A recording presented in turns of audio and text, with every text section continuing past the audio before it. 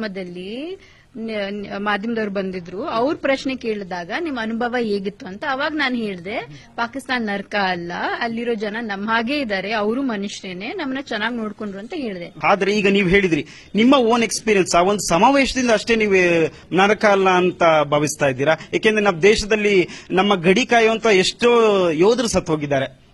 ಯಾಕೆಂದ್ರೆ ನಾವು ಅದನ್ನ ಯುದ್ಧ ಭೂಮಿನೇ ಒಂದು ರೀತಿ ನರಕ ಅಂತ ಹೇಳ್ತೀವಿ.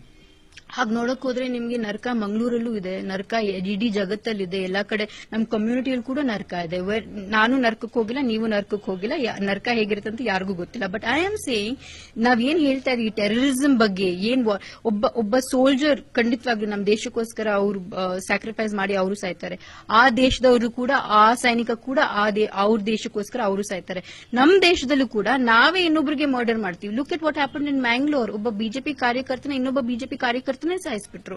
ಇನ್ನೊಂದು ದಲಿತ್ ಅಪ್ರೈಸಿಂಗ್ ಏನಾಗ್ತಾ ಇದೆ, ಒಬ್ಬ ಬೀಫ್ ತಿಂದ ಅಂತ ಅವನಿಗೆ ಸಾಯಿಸಿದ್ದು. I am saying, you know what I am saying.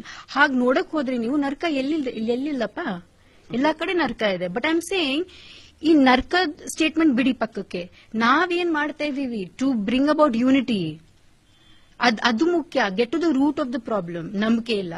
ಏನಕ್ಕೆ ನಂಬಿಕೆ ಇಲ್ಲ?